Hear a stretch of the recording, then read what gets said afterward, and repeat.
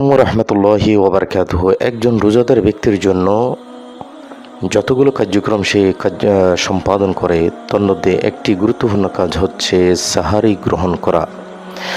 এই সাহারি গ্রহণ করা রাসূল পাক সাল্লাল্লাহু আলাইহি ওয়াসাল্লামের সুন্নতে মোবারাকা, এবং এই সাহারি গ্রহণ করার মধ্য দিয়ে একজন রোজাদার তার শারীরিক যে ফিটনেস সক্ষমতা সেটা ফিরে আসে এবং সারা দিন যে পরিশ্রম করবে সেই পরিশ্রম করার যথেষ্ট একটা শক্তি যোগান দেয় এই সাহারি।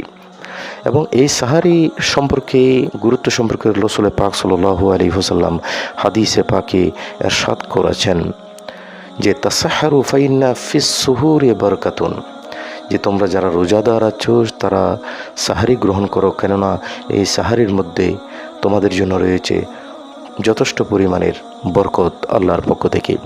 এবং রাসূল পাক সাল্লাল্লাহু আলাইহি ওয়াসাল্লাম বলেছেন যে অপর যেই উম্মতের উপর পূর্বেকার যত নবীগণ আছেন তাদের উম্মতের উপর যেই রোজা ফরজ ছিল এবং তারা যে রোজা আদায় করেছেন সেই রোজা আদায় করার ক্ষেত্রে তারা কিন্তু সাহারি গ্রহণ করার কোনো বিধানই ছিল না।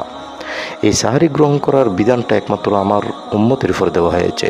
সুতরাং আহলে কিতাব এবং উম্মতে মুহাম্মদের মধ্যে অন্যতম রোজা পালন করার ক্ষেত্রে সবচেয়ে বড় পার্থক্য হলো যে উম্মতে মুহাম্মদী সাহারি গ্রহণ করবে এবং অপর উম্মত যারা আছেন তারা সাহারি গ্রহণ করার কোনো সুযোগই পান নাই।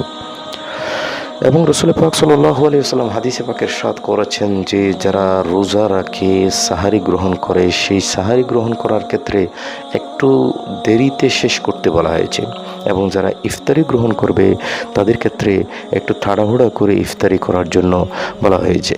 এবং শুধু তাই নয়, আমরা সাহারি কেন্দ্রিক কয়েকটা গুরুত্বপূর্ণ মাসালা আমরা শিখে নেব। তার মধ্যে 1 নম্বরের বিষয় হচ্ছে যে সাহারি কেউ যদি ভুলে না খায় অথবা ঘুম থেকে উঠতে না পারে, সাহারি গ্রহণ করতে না পারে, সেক্ষেত্রে রোজার উপর কোনো ধরনের বাধা